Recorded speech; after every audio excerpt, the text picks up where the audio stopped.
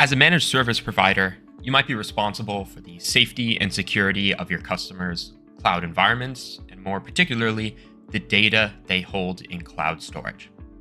This is important because a lot of data comes in from the public internet, comes from other customers, other partners, sources that are trusted, but you also need to verify that information as well. Make sure it's free of malware so that when your employee downloads it, or even their customers or their partners download that file to their local machine, they do not execute a piece of malware and kick off a security incident. So this is what cloud storage security was built for, and it was built particularly with MSPs in mind, right? At the top level dashboard, you'll be able to see the status of everything that's going on, all of the data that the cloud storage security malware scanning agents have scanned, total amount of objects, but most importantly, the infected here. And we'll dig into that in just a second. If you scroll down, you'll be able to see at a high level all of the malware that's been found over the past week, the storage protection status. So these, out of all of the buckets that your customer might have, how many actually have malware scanning protection applied to them, as well as some other charts that show you total gigabytes scanned, infected findings, et cetera, over time. And of course, this time horizon is all adjustable. What I want to call out here is the ability to change groups, right? So as an MSP, you want to be able to, dig into a customer's account, maybe a specific customer's account. And so we've built all of these to actually be able to filter based on a group. And so you can look at all of these different groups here. We could select one of these, we could set the group, and then see only the protection status, the malware found, so on and so forth, for that particular group, or in many cases with our MSPs that we work with, individual customers, or even groups of customers, however you want to set it up. Let's dig into protection here. So deploying antivirus for Amazon S3 is pretty simple, right?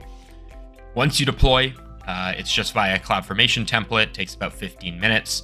We will automatically ingest all of your buckets or your customers' buckets, right? And so in all of these buckets, this is where you kind of start to apply the malware scanning. So you can select these, you can select all. I take a couple, and then I can turn on event-based protection for these certain buckets, which will automatically scan new objects and files as they're dropped into a bucket.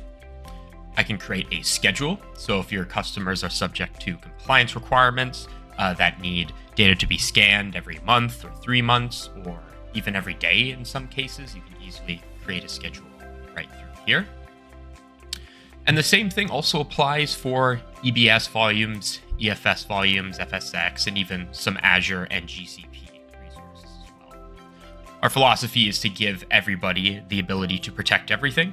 And so we make it super easy to do so, either via schedule or simply just click in this shield here, which will apply malware scanning protection to that bucket.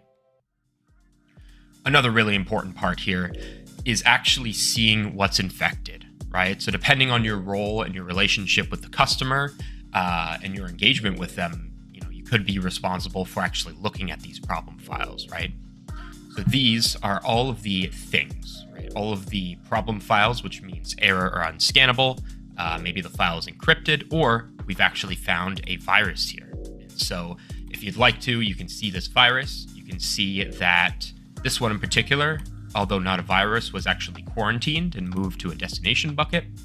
You can see when it was scanned, so on and so forth. But more importantly, right, if you want to be able to give an incident report to your customers, you need the ability to actually run a static or dynamic analysis, right? So this is the only time that any customer information will leave their account, and that's because with a static or dynamic analysis, that file is getting sent off to a dedicated slice of the Sophos cloud sandbox, where they work their magic there and return a bunch of information on what that file might have done, where it came from, what malware family it belongs to, and even mappings to the MITRE ATT&CK matrix. Let's talk very quickly about some configuration options. So the CSS console and the antivirus protection is designed to be mostly plug and play, right? And there's a couple of important, settings that I'm going to talk through here. So you can customize object scan keys, right? And actually, probably the most important is the action for infected files, right? So you're scanning all of this data. You can simply set up a quarantine bucket. You can designate the bucket prefix here. You can say, hey, I want to bring all of my infected, unscannable, and error files in there, for example. And then we'll automatically take any infected files and dump them into that quarantine bucket of your choice. I'll also call out the scanning engines. We have 3 right now. We have Sophos, CSS Premium, and CSS Secure.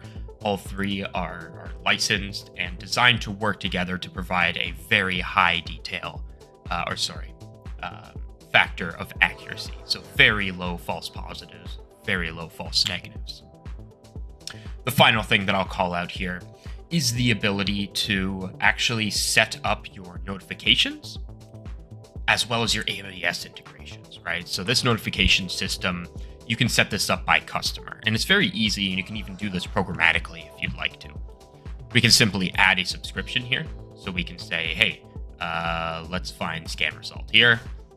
Hey, we just want to find infected. We choose the protocol. Okay, we want an email, and then we enter in an email address. It's that easy. So if you want infected findings sent to maybe your customer's account or your customer's Slack account, or maybe your Slack account, or whatever you might need to do, this is all very easily handled here. And of course, everything is filterable by the groups so that you can deal with one customer at a time if you need to. Thank you, everybody, very much for tuning in today. If you have any questions, please reach out to us below.